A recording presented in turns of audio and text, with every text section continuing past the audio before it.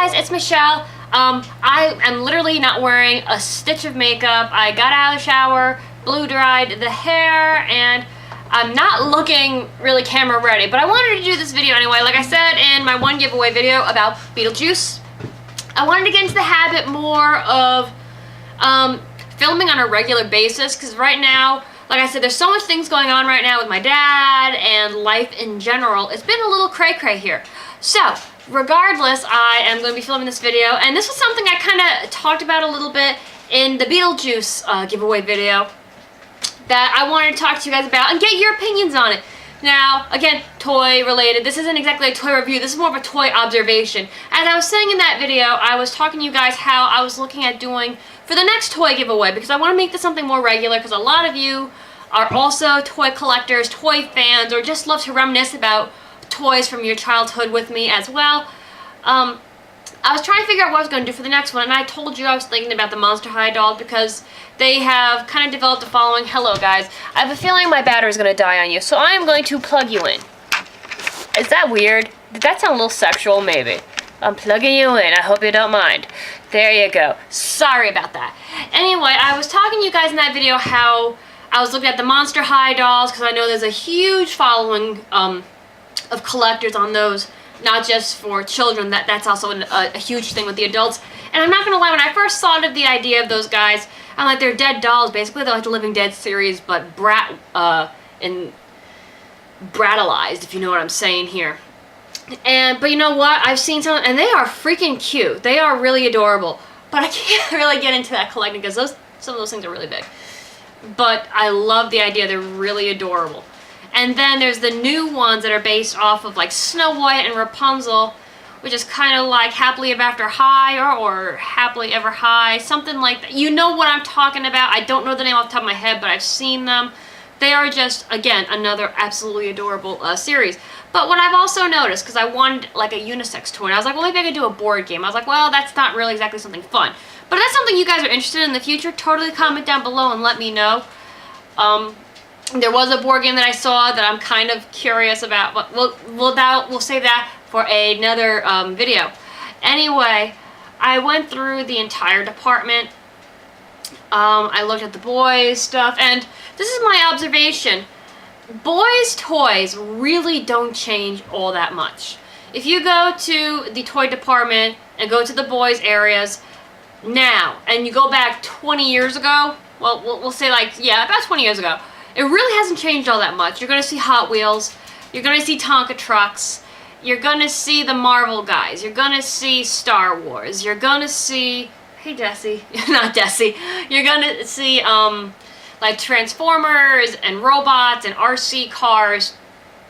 Boy toys really don't change all that much over the years.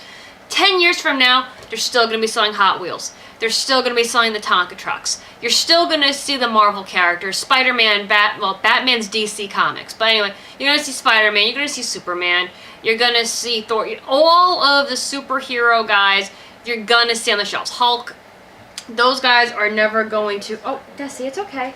Those guys are really never going to go away, so to speak. Same with Transformers. I think it's become one of those franchises that aren't going to go anywhere for a while, if you know what I'm saying. Star Wars, guys, 100 years from now, Star Wars is still going to be popular. Mark my words on that. It's just, like I said, and that isn't necessarily a boy's toy, but it's always in that section. It's in the action figure section.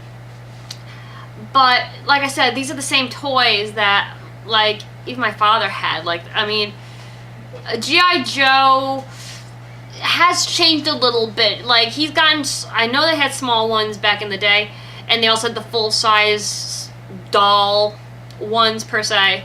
But now the ones I've seen are only about this big. I do occasionally find the limited edition, sorry guys, that's kind of gross, the limited edition ones that are like the big ones.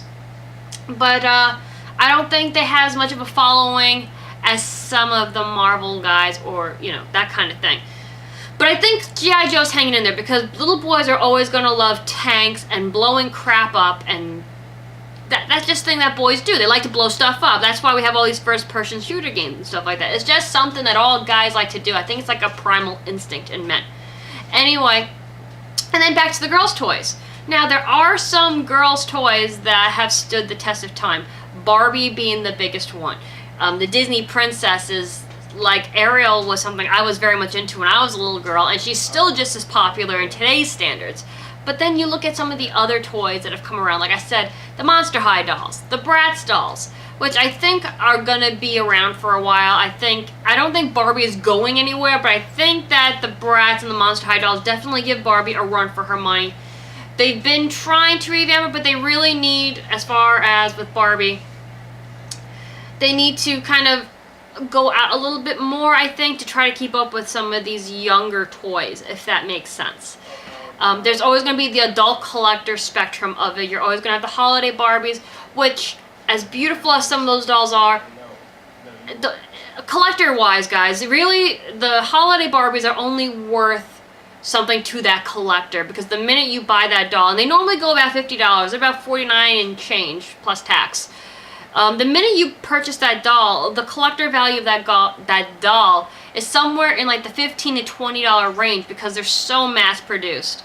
I remember people back in the 90s thinking that they had all this money saved up in their doll collections or in their Beanie Baby collections, and that's just not the case. These things are very massively produced. So if it's something that you enjoy collecting, then by all means do it. But if you're doing it because you're hoping to someday put your child through college collecting Barbie dolls, that is a whole nother thing you need to think about. You need to take that $50 and put it into like a trust account or into an IRA for yourself or something along those lines. Putting it into these kind of toys isn't necessarily the way to go. But then you have, I've been looking at, like, they did revamp the Littlest Pet Shops, and you guys know me, I'm partial to the vintage ones. I'm more partial to a lot of the vintage toys. Same with the Polly Pockets. I'm sorry, these new Polly Pockets are not Polly Pockets. They're Polly Backpack or Polly Purse. Polly Pocket's whole world used to be about this big, and it literally fit in your pocket. Okay, now they're considered choking hazards, but back when I was a kid, I don't know, maybe parents watched kids more. I think today a lot of the toys and the TVs are becoming the babysitters, unfortunately, in many cases. I never once thought about putting a Polly Pocket in my nose or in my ear. Like, it was just something that was taught. You don't do that. I did have a little brother. Anthony is 5 years younger than me. So if I was 8, he was 3 at the time. So it was something that I had to keep away from Anthony, but it was also one of those things that he was also taught. You don't do those kinds of things with, these little parts. But I still say that the girls section seem to have more fad-type toys than the boys. Because I can go into the boys department, and 10 years from now, if I ever had a son or something, I know I'm going to see the same toys. I can start buying them now, and they'll be the same toys 10 years from now. Maybe slightly different packaging for the most part. The girls section is the one that always changes. Like I said, Monster High dolls, they're popular now. They're not going to be here 5-10 years from now. I still think that the Bratz, that's something, even though they've had some lasting power, they've been around for quite some time, I think eventually something else is going to come along and kind of blow them out of the water. Because once Monster High came out, I know Bratz were kind of put on the sidelines. The My Scene dolls, I'm sure you guys have heard of those. I don't even think they're out on the market anymore. But they were kind of like, they came out not too long after Bratz, and they were trying to be like the Barbie competition-wise, but it didn't last very long with them. It was very 90s-esque, and it was towards the end of the 90s, going into the 2000s, I believe. So it didn't really pan out too well for them. Those little dot things that you soak in water and people put plants in them? I know they made toys with that. Again, that's not necessarily a girl's toy, but I remember seeing them in the craft sections, and normally boys don't get craft toys. That's more of a girl thing. So that was really cool. I still think they're awesome for like bamboo shoot plants, but when I brought that out as a toy, I'm like, I was like, you know what, well played, but I don't see this lasting anything. I don't remember the names of them, but they're these itty bitty tiny little toy, what are they called? Because they were very popular for a while. I know they still have them. They come like these little, like, they're surprises, and they come like a little tiny egg, and you open it, and it's like these little tiny characters. They have Barbie ones, they have Disney ones, they have so many different ones. And like they even have like this little like gumball machine to put them in. Again, it's cute. It's I guess in some sense it'd be called kawaii. It has that kind of feel to it. It's not going to be here for the long haul. There are still toys like the Easy Bake Oven. I'm really shocked that they don't still have the Creepy Crawly workshops. I see them once in a while around Christmas, but it's not one of those things that you see regularly. And I had the doll one. I forget what the doll maker was called, but it was basically the Creepy Crawly workshop but pink. And I loved that thing. I had so much fun with it. Technically the toys are dangerous because they're ovens. But my mother went through the whole thing with me. I knew how to be safe with this thing. I knew nobody got hurt when I used that toy. I never got burned or anything like that. But like I said, I just feel that with little girls, that their toys seem to change more than the boys. Even with like the little kids' toys, they still sell glowworms. You still see the same bath toys, those big bead things that you put together. I still find those things fun as heck. The toy phones are pretty much the same. He's changed a little bit over time. Same with glowworm. He's still changed a little bit over time, but pretty much the same thing. Same with oh my god, those learning toys. I forgot the name of it. They have like the little laptops and but still, they really stay the same too. They have the little learning laptops, the little learning caterpillar that teaches you the ABCs. I forget the name of the darn thing now, though. Oh. But you get what I'm saying. Even baby toys seem to stay the same for the most part. Certain shows come and go, like the Backyardigans, and I know Smurf Business like come back not too long ago. But it's just, I feel that the girl section is the one that seems to go through the most changes. I just think, Strawberry Shortcake was revamped and re-brought out. Then they did the same thing with Puppy My Pockets, but they kind of went back to the back burner. Then the Zuzu Pets came out, which technically is a unisex toy, but was always put in the girls' sections. They even later on made Zuzu hamsters that were like more guy. They're like weird green colors and commandoed and stuff like that. Then there was the teacup piglets that were like in these little RC teacups.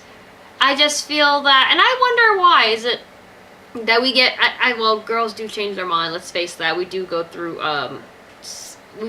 fads quicker than guys. Guys are happy with just the plain basics, and I think that's kind of the reason why even with the toys that we are always looking for that new thing. It's like once you have a Barbie doll, although with me I still love Barbie. You can give me a Barbie today and I'd probably still play with it, but I think little girls are always looking for the new thing, the new fad, the new commercial, the new TV show, or whatever's in at that moment. Get into it and then stop.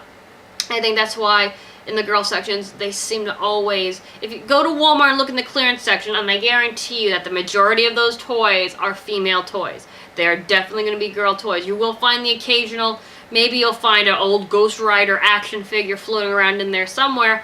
But for the most part, you're going to be finding girl toys that just, the fad came and went. You'll probably find those little ball things I was telling you about. I forgot what they called them, Baluzos or something along those lines. Whatever happened to Shrinky Dinks? You can still buy Shrinky Dink paper in the craft sections of like Michaels and stuff. I've made all kinds of cool stuff out of that. I'm a freaking adult. Oh, isn't it horrible? I really love that stuff. I really wish we'd get back to the basics of stuff like that. I think Shrinky Dinks are awesome. I think we need to bring back the Creepy Crawler workshop and the little doll things. Yes, these machines can be dangerous. I know we had that recall with the Easy Bake Oven a few years ago. Parents, you gotta teach the kids. Teach the kids that these are dangerous things, and if you teach them, they will learn. They will learn, I promise you this. Same with Polly Pocket, please, come on. We gotta bring back the little compacts. Those were the best things in the world, especially if you have to go to a doctor's appointment, you gotta bring your little girl with you. Or the Mighty Maxes for the boys. Yes, those are like the greatest toys on the planet, because like, I know my mother, those were like, probably saved my mom 500,000 times. And my brother would have the Mighty Max, I had my Polly Pocket, like one or two of them, and those would keep us so entertained in the doctor's offices. We would be fine. And then she could do, she could go to her appointment or whatever. What else?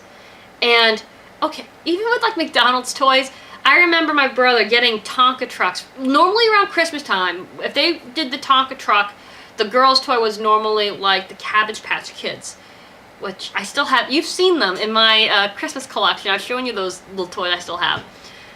But the Tonka trucks I remember were made out of real metal, just like the ones that were released at the time. Now, if you go now and look at the Tonka truck, Walmart still carries the Tonka truck, and there's also the crane that's out. 90% of that toy is plastic. When I remember back in the day, it had big rubber wheels, and it was like majority metal. My God, I don't remember. Me and my brother flung that darn thing at each other 500,000 times. We were kind of, yeah, we were kind of violent kids. Now that I'm thinking about it. We flung the Tonka truck at each other. We beat the crap out of each other with wiffle ball bats. But I mean, it was fun. I mean, you really can't hurt yourself with a wiffle ball bat. When we lost the balls that came with the wiffle ball bat, we used apples that we found. Yeah, we won't get into my childhood. You guys don't want to hear about my childhood. It was kind of crazy. Anyway, but that was just my observation. I just want to see how you guys feel about it when you go to the toy departments, or if you have children and, you know, buying toys and stuff like that for them, or just as a collector. What do you feel about how the fad toys are as opposed, you know, to toys that stand the test of time? I think definitely the female section is the most fad area of the toy world as far as toys go. So let me know, do you guys see a trend here like I do? Is it just me? Because like I said, while I was shopping for the giveaway, this was things that went through my mind. So I just wanted to see your thoughts on this as well. Well guys, Joey and I have a dinner date tonight, and I'm going to get going. So I thank you guys for watching this rambling video. It's kind of horrible. It's like, yeah, this was a fad, this wasn't. This is kind of a fad. What do you think? I like that toy, that one I not so. I ramble too much. Oh my God, I ramble too much. I apologize, guys. But it's just like the thoughts come, the thoughts come, the thoughts come, and they're just like out there in the face. Anyway, guys, thank you so much for watching. If you haven't entered my toy giveaway yet, please go over to that giveaway and check it out. I think you're going to love it. I love it. It's like, it was really hard for me not to keep him. Like, for seriously a week, I was hoarding him. I'm like, I know I got this for a giveaway, and like, I should make a video on it, but I love him so much. But it's not right. You bought it for the giveaway. I know I bought it for the giveaway. So, like, it was like Gollum go back fighting with himself. That's what I was doing. This is my precious. Anyway, guys, I will see you all soon. Take care. Love. Peace.